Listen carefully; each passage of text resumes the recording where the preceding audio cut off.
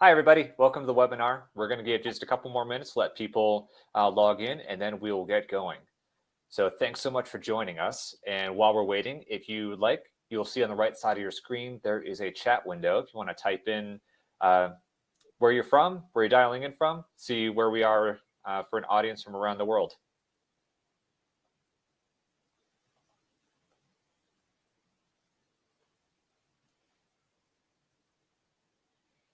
Arizona, Texas, Georgia, Tennessee, Canada, Kansas, Serbia. That's the farthest so far.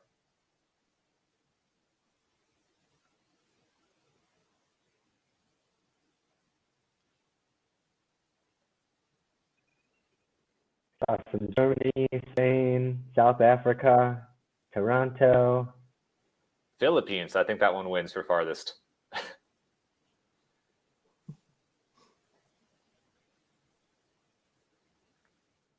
We're really spanning all the different regions of the world here. Love to see it. Very cool.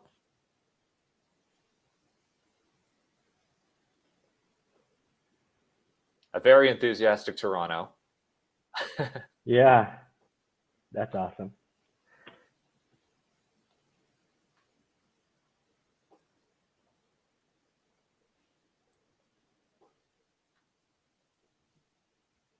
All right, excellent.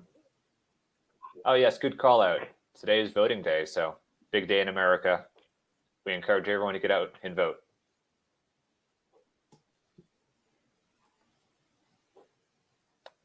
All right, thanks everybody for sharing a little bit. It's fun to have a global audience, and I think we'll get going. We have just about 100 people logged in right now, so that's great.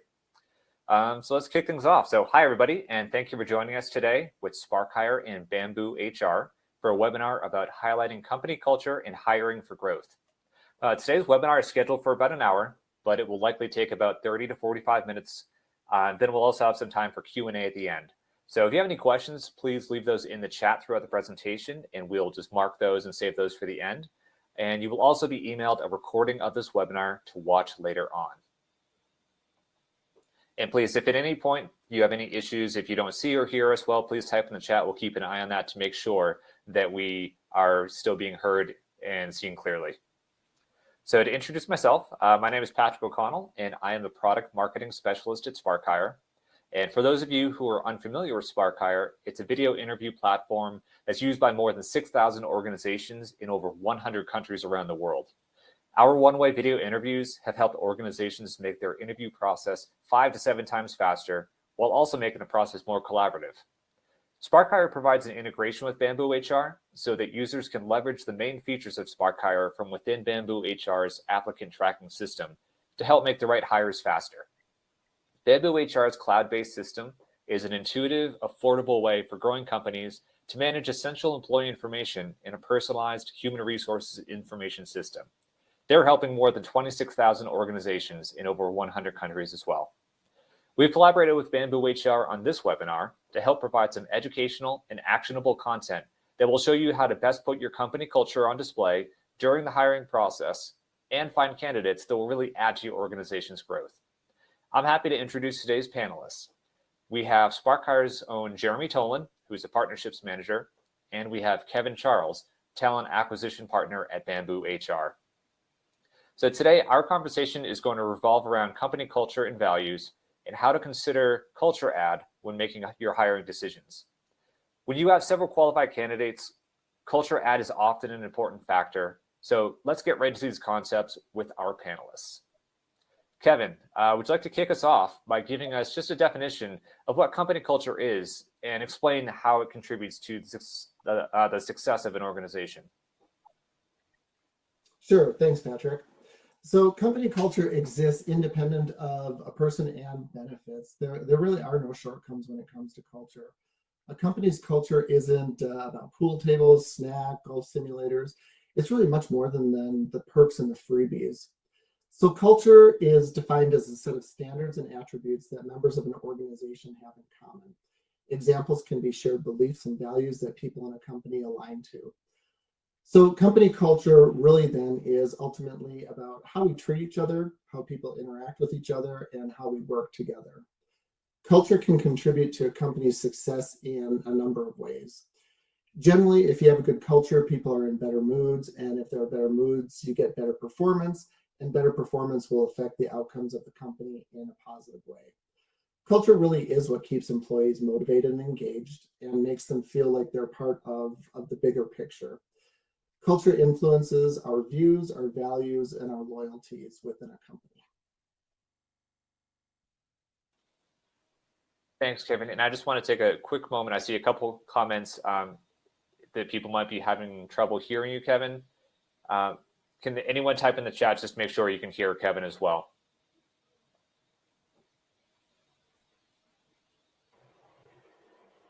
It looks someone had some success when they reloaded the page too. So if you want to take a quick second to refresh the page, that might work well too. Okay. Seems like other people are hearing better than others. But yeah, in a second we'll press on. All right, thanks everyone. And thank you, Kevin, for that introduction to what company culture is like. And I like the points you make. It's not just those things that you can list on paper. It's also those intangibles that really define what it's like to be in that company. Jeremy, would you like to add any other points about what company culture is or how it's part of your success? I think Kevin gave a pretty perfect definition and kind of hit on all the main ways that it contributes to the success of an organization. So not a ton to add to that. I think what we're hoping for in the lens that we're viewing this conversation through is that we want to point out that culture it shouldn't be stagnant at your organization. It should always be evolving and progressing and growing. And I mean, that was even in like the topic or title for the webinar too. It was highlighting company culture and hiring for growth. So as we continue to address the different questions throughout the conversation today, I think it's just important to remember that with each hire, each person that you're adding to your organization, the intent is to help grow the culture and keep it evolving and progressing in the direction that you want to see it going. And not necessarily just like upholding a certain pre-existing culture, but how do you continue to grow that and build on that? Sure. Thanks, Jeremy. Like you said, when you're hiring employees, there is often that debate about whether or not they'll fit into your company culture. So I do want to flip the script here a little bit, and I'm going to look at it from the other perspective. So Jeremy, can you talk about what culture add is and why it's important for employers to focus on hiring for culture add instead of that more traditional culture fit? Yeah, I think the main difference is that culture add is going to emphasize your focus on hiring employees that are going to positively contribute to your culture and maybe bring something different to your culture that might be lacking already. So when you're hiring for culture add, that could help you avoid common pitfalls that would be associated with hiring for culture fit, where an employer could potentially make hiring decisions based on candidates fitting a certain mold in regards to their backgrounds, their hobbies, social interests, and things like that. Whereas hiring for cultural add versus culture fit can help eliminate biases in the hiring process, but also stimulate that growth at your organization, because you're going to end up bringing in team members that have this, they share the same values, but they're going to have diversity in the perspectives that they're going to bring. Yeah, those are excellent points, Jeremy. And I like to kick it back to you, Kevin. What have you found about culture add specifically that makes it an important hiring factor compared to culture fit? Sure, and great points, Jeremy. So I really don't like the term culture fit. To me, it implies, as Jeremy said, that somebody has to sit with or fit within certain parameters. When you focus on culture add, the focus really shifts from hiring people who fit in to hiring people who can add to an organization, add that healthy diversity. This can include skills, experiences, perspectives, background, and ideas. So when you're hiring for culture add, it allows you to focus on people who value a company's culture, but who also bring something different that will positively contribute to the company. I love really hiring the who before the what. And what that really means is you look at who the person is before you look at their skills that they have for the position. So when you focus on that, the company will achieve culture organically, and it will happen in a more positive way over culture fit. Excellent. Thank you, Kevin. All right. So at this point, you have both really established that you want to be looking at candidates who bring something to the table themselves, instead of just those who are going to fall in line with your existing culture. And from the candidate's perspective, it's important for them to know what that existing culture is. So Kevin, can you talk to us about how organizations can really showcase their company culture during the hiring process? Yeah. So one of the key ways to showcase culture is by defining the mission, values, and vision of the company. We really encourage everybody in an organization in the company here at Bamboo to walk the walk and talk the talk throughout the entire hiring process with candidates. As we've become much more remote friendly, it's important that a company's culture is evident through a number of different ways that candidates can check it out, through websites, through social posts, through employee highlights, press releases, and other similar functions or events. Every touch point a candidate has with the company has to leave them feeling like they experience the company's culture throughout the entire interview process. So in the hiring process, we define what we're looking for with certain attributes that aren't singled out only for a specific role, but span the entire company. We focus on key attributes that we've seen in people we've hired in the past that have led them to be successful contributors. For example, being a builder is an important part of our culture here at Bamboo. We train all of our interviews what the attributes mean and how to communicate those to every candidate. And one key thing is knowing what to look for in a candidate during the interview will help determine if they will be a culture add to the organization. Excellent. And I really like the point how you said there's so many different touch points these days, whether it's on the website, social media, whatever it may be. I know from personal experience that you want to see that consistency across all points. You don't want just to feel like it's a pretty thing in one place. And so it really gives a full picture of it across all those different touch points. Jeremy, I'd like to give you a chance to add to that too. So what do you see organizations doing to highlight their company culture effectively for all those prospective employees out there who might be looking at them? Right. And I think Kevin mentioned too that it's a much more remote friendly environment, whether you're hiring remotely or when you actually end up working, your workforce is spread remotely too. And I think that's presented some unique challenges that maybe we weren't as adjusted to in the past as far as highlighting your company culture throughout your hiring process, where now you have to do a lot of that virtually too. Some good places to start are addressing your work environment or your culture in your job ads.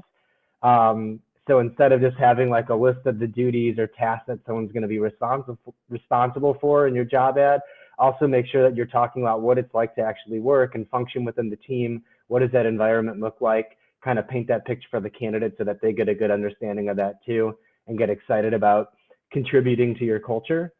Another thing that's important too is throughout your hiring process, think about discussing how and why employees are recognized. I think the reasons why and how you're recognizing employees is a really big part of your company's culture. Just as an example, at SparkHire, we give away a Sparky Award each month to a different employee. And the Sparky Award, it's announced during our all hands meeting in front of the entire organization.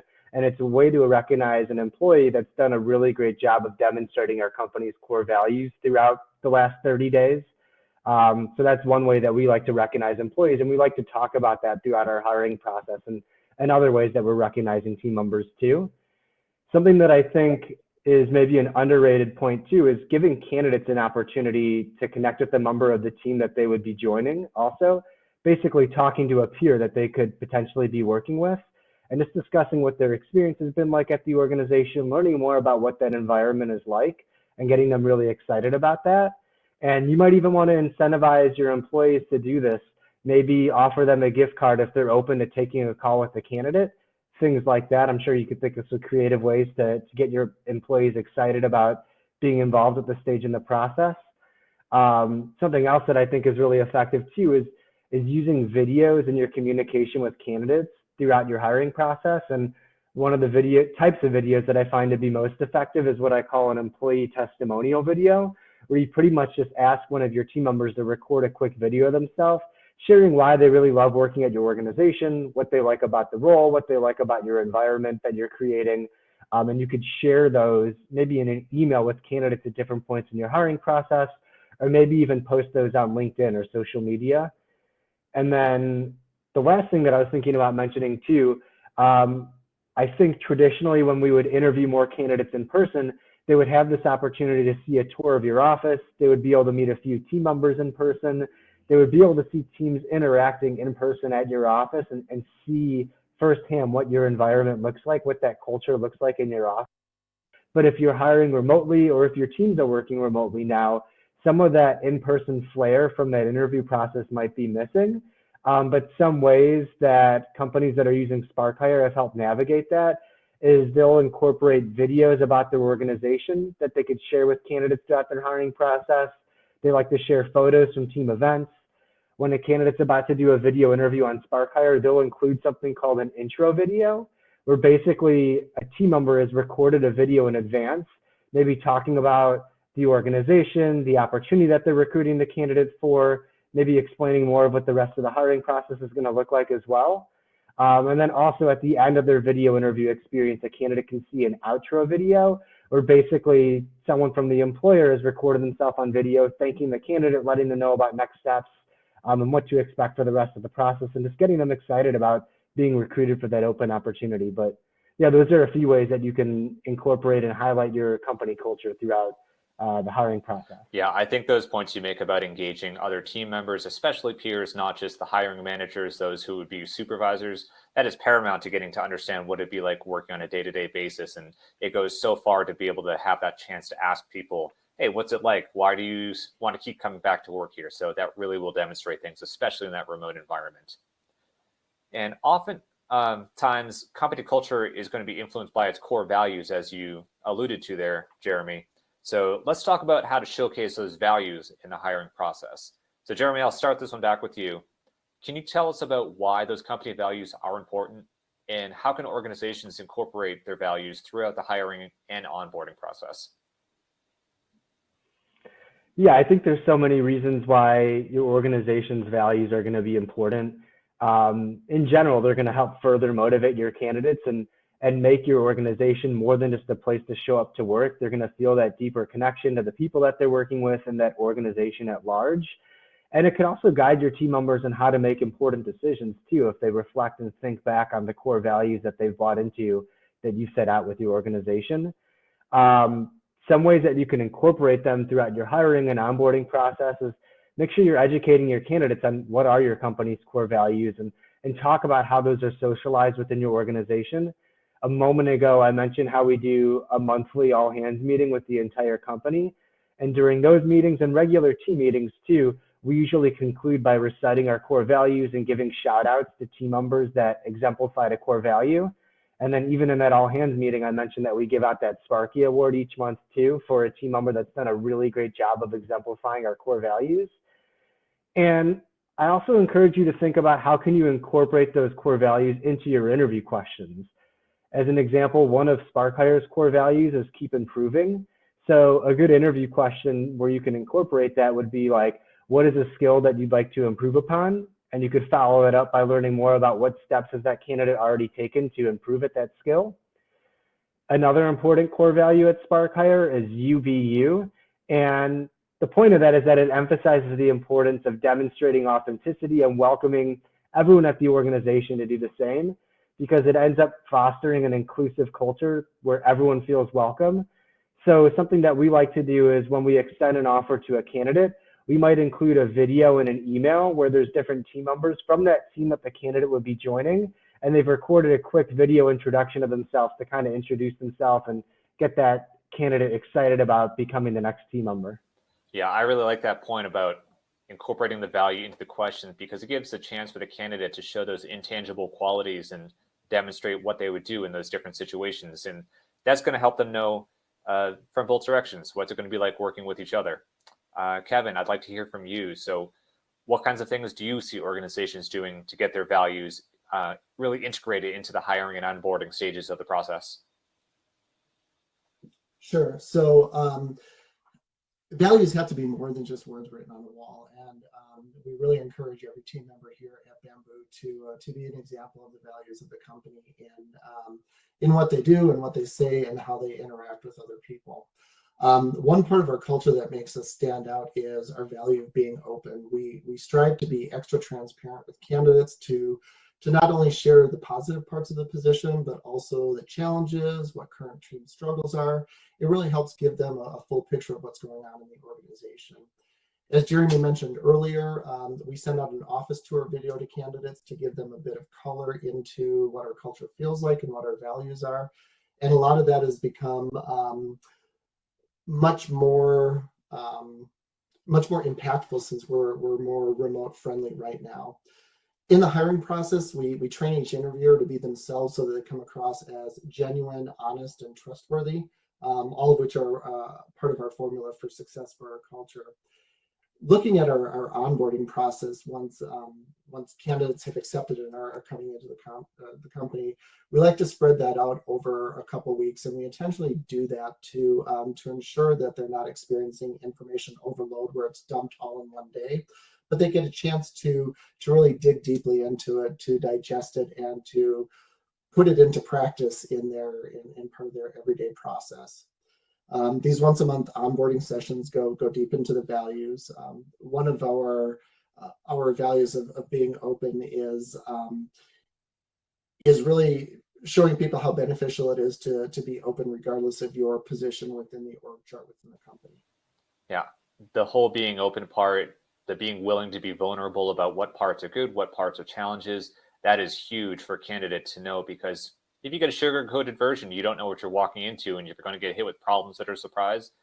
That's a bad first impression for culture. So I really appreciate that you guys take the time to be open and transparent with your candidates about what it's like to work there. All right, we have one last question to get to with our panelists, but before we do, I actually want to share a poll question with all of you. So if I'm going to pull that up now.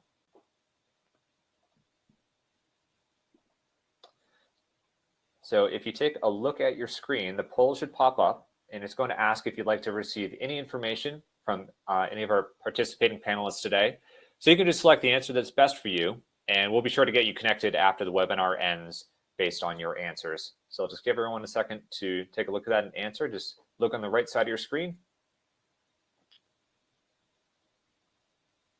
All right, looks like we have some answers coming in. Great. Yeah, while you guys have a minute to fill out the poll question, just wanted to take another second to thank everyone for joining today. Appreciate that you guys set aside some time to listen in and engage with us in the conversation. Yeah, and if you have other questions about the presentation today, that we'll have a live Q&A in just a moment. Just feel free to continue putting those questions in the chat.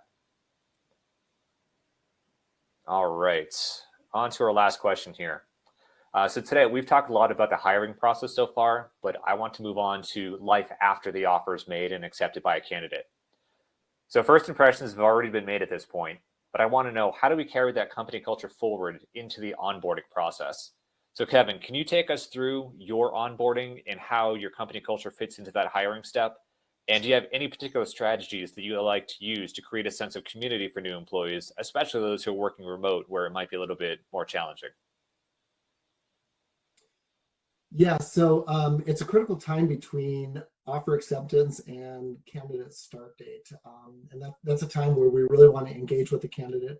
We want to make sure that they're not having buyer's remorse, or they're getting contacted by other companies trying to sway their decision to not join and start with another company. So we bridge that gap by a lot of welcome emails and calls from the team that the new hire is going to be joining. We encourage the team to invite them to any stand-up meetings they have, or to schedule a, hey, welcome to the team, let's get to know you before you start, to kind of take away some of those jitters. As a recruiter, I like to have a lot of touch points with the candidate as well, making sure that as they're getting things set up for their start date, that they're having no issues with the background check, with setting up their equipment, setting up their accounts. I want them to feel that I'm a resource for them, that they're comfortable in making sure everything is getting taken care of for their start date. And then when the date comes where they start, they're introduced to the company via an email from our CEO. We also ask a couple weeks within their first day that they do a short video that'll be shared with the company that just goes over some fun facts about them, information like, what's your favorite candy, what's your biggest bucket list item, movie genres that you like. All this is done to really help break the ice and get to know the new hires on a more personal level. Yeah, it's always fun to learn those little fun details about people. And I like how you said just getting people involved in meetings. I know that getting involved in meetings, even if it's not particularly relevant to the job that I'd be taking, just getting a chance to talk with people across departments and get to know them, that really opens the door up and makes you feel like you're part of that community. So thanks for sharing that, Kevin. And You're one welcome. last time, I'll kick it back to you, Jeremy. What are some of the strategies that you like to use to help the community grow when you're onboarding a new employee? Sure. I think I can't go without mentioning that if we're talking about and thinking about onboarding, BambooHR provides incredibly effective, really simple to use onboarding software. We actually use it ourselves at SparkHire too. One of the things that we like to do is we send out a short survey for candidates to fill out, kind of like what Kevin was talking about, some get to know you icebreaker type questions. So a candidate will fill that out, and then the day before they start working, I guess not a candidate, but a new hire, a new employee will fill that out, and the day before they start working, everyone at the company is emailed the responses. It's a great icebreaker for them to start conversations with the new employee when they get started, and kind of just to quickly introduce that new employee to the organization, and even just announce that we do have this new employee starting. Also, the manager or the leader of that new employee's team, they're responsible for welcoming them in our atmosphere channel in Slack. Our atmosphere channel is basically a channel where we talk about fun things, different things happening at work, and ways to bring people together and be inclusive. But that's where they initially get introduced by their manager. There's a lot of excitement and engagement in that channel when a new hire gets introduced. And then I've mentioned a few times our monthly all hands meeting where the entire company meets. And near the beginning of each of those meetings, our CEO introduces any new hires from the last 30 days. He gives an opportunity to share a little bit about themselves and introduce themselves to the organization. So that's a great way to get them included and help grow that community when they first get started. We also have something called cross-department activities each week, where basically we're trying to encourage and give people a chance to get to know each other and experience each other, where maybe they're from different departments and don't necessarily get to work with each other on a day-to-day, week-to-week basis. So they get to do something fun and bring each other together and get to know each other a little bit more. Just as an example, one of the weeks this month, we're doing a pumpkin pie virtual baking session. So team members are going to get together virtually and bake a pumpkin pie together. And then each department, each team also likes to host their own virtual happy hours too. Just a great way to kind of decompress and just kind of further get to know each other and build up that community and make it more than just a place that we're showing up to work at, and build relationships between team members. And then something else that I find pretty unique and pretty cool, a great way to get a quick update, is each week our CEO sends out an email that includes a video, and it's our weekly update where he's included different announcements about things happening in different departments and recognizing different teams and individuals' wins. And it's an awesome way to kind of help bring people together and grow that community. And I think like the common thread or like biggest piece of advice that I would have for growing that community when you onboard a new employee is just making sure that you're getting different team members involved that are in different parts of the organization, whether they're in different departments or just different levels of the organization, as far as C-level managers, the individuals managers, their peers, getting everyone at all different levels and different departments involved to build that community. Yeah, and I can speak to some of the things that Jeremy is saying personally. I'm coming up on a year at SparkHire now, and those cross-department activities, I've got to know people that I wouldn't otherwise be working with.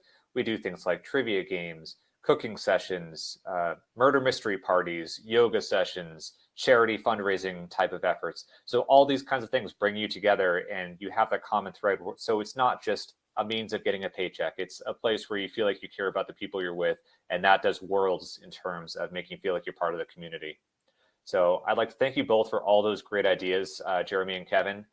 And at this point, I'd love to open it up to ask the audience, do you have any questions for our panelists today? Just drop them in the chat. We'd love to get them answered for you. So I've got a couple that we've marked throughout the chat, but please keep on bringing them in. And I'll start with the first question that came in. Colleen asks, can hiring the who before the what allow bias to lead the process? And I know that was you, Kevin, who spoke about that before. Do you want to take this question? Yeah, absolutely happy to. So in hiring the who before the what, you're really looking at those soft, intangible skills that will help determine how somebody is going to perform in an organization. Are you a team player? Are you somebody who deals well with ambiguity? So this has nothing to do about the person, who they are, their gender, their race, their background, but more the skills that we're looking for that that can't really be taught. You can't teach somebody to kind of rise to be that leader when no leader is present, or somebody who works well in an organization where it's an all hands on deck approach. You can teach things as I'm a technical recruiter, so you can teach programming skills and languages, but if somebody is content just working in a corner by themselves and your environment is really collaborative, team oriented, it's an all hands on deck approach that we win together as a team, we go down together as a team, then that might not be the right person for your organization. So that's really what I meant by looking for those soft who skills before you look for the technical skills. Jeremy, anything you'd like to add there? I think that answers your question. I think Kevin addressed that really well. And I think part of that too is just laying out what the environment is like and letting candidates select that for themselves too. Is that something that gets them excited, or is that maybe not the ideal environment for them? And candidates are able to make that distinction themselves too, if you are doing an accurate job displaying that and demonstrating that. Yeah. Too. Yeah, like you both said, I've definitely had those job listings where I had the right qualifications, the right experience, but when you meet people and realize maybe it's not the right fit, it doesn't matter if you could do the job if it's not the right situation for you. All right, let's see. Another question we have from Kara. Kara wrote that I'm loving some of the ideas you're sharing, particularly the monthly all hands meeting. I'd love to try and bring that to a company, but wondering if you have any suggestions on how to present that to the owners.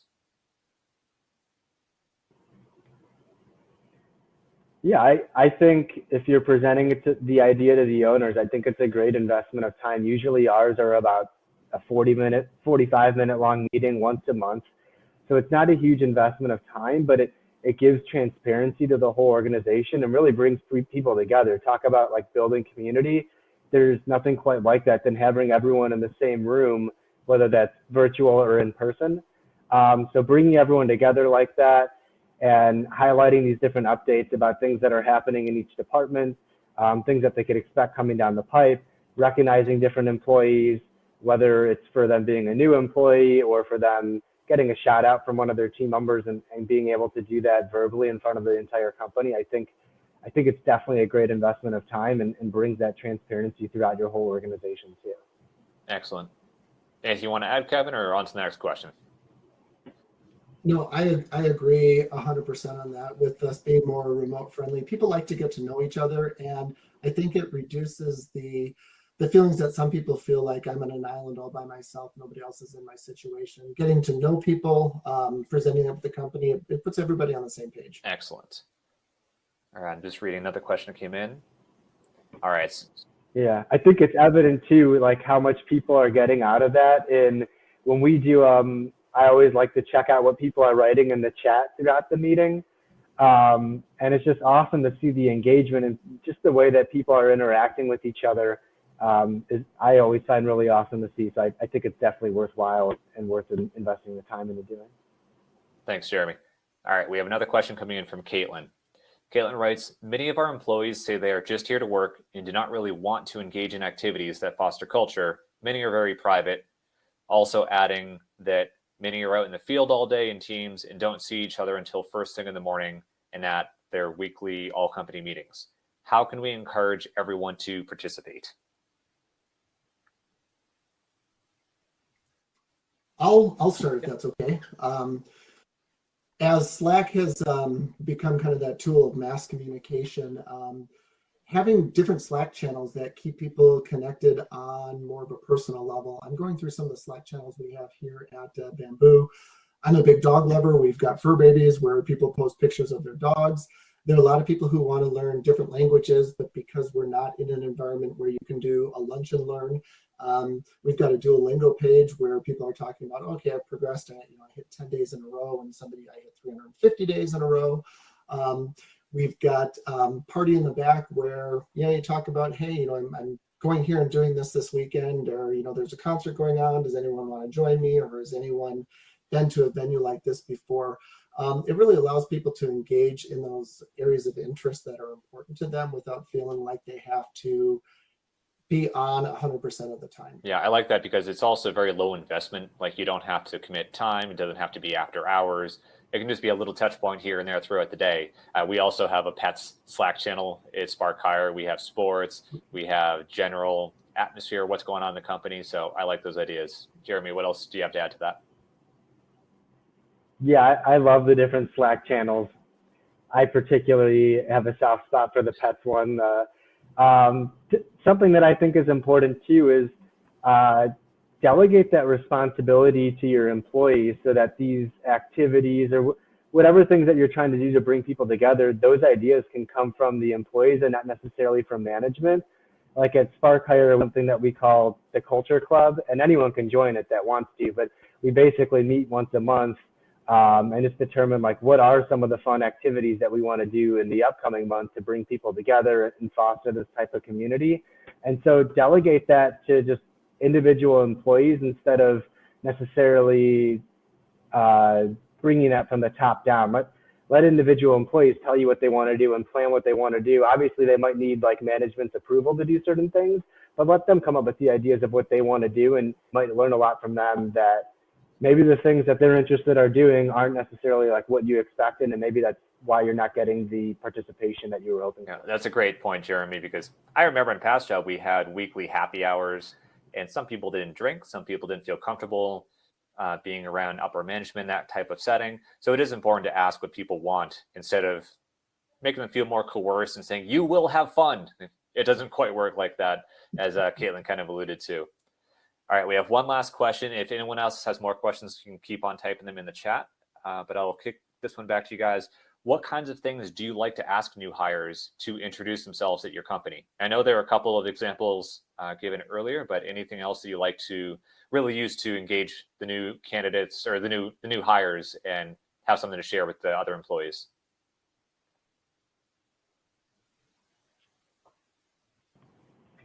I liked one Kevin mentioned earlier was, what's your favorite candy? I think that's a good icebreaker, gets people to open up a little bit. We like to do like a bucket list item.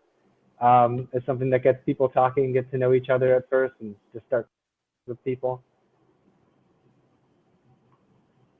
Kevin, how about you? Yeah, same. And adding to that list any hobbies they have, what type of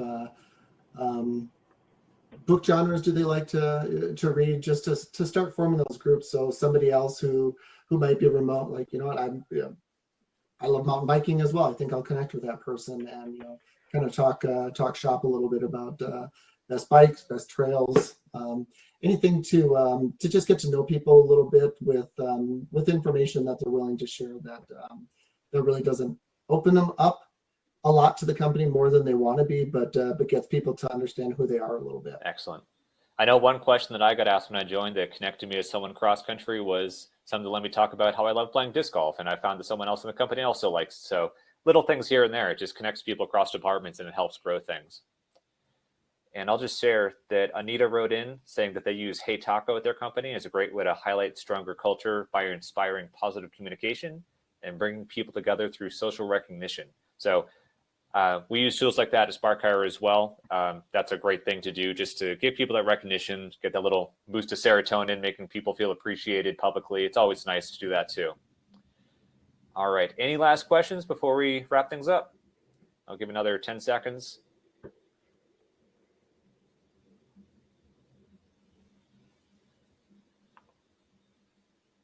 All right, well, I appreciate everyone's participation, throwing those questions in. And with that, we are going to wrap it up for today. But if you do come up with more questions, please feel free to contact our panelists later. Or if you have other thoughts you'd like to share about the concepts we talked about today, you'll see on your screen those email addresses where we can be contacted. So once again, thank you so much for attending today's webinar. And thank you to our panelists, Jeremy and Kevin. Please don't hesitate to reach out to either of them. And like I said before, we will get this webinar recording emailed out to each of you. And we hope to see you at the next SparkHire webinar. So thanks again, everyone, and have a great day. Thanks, everyone.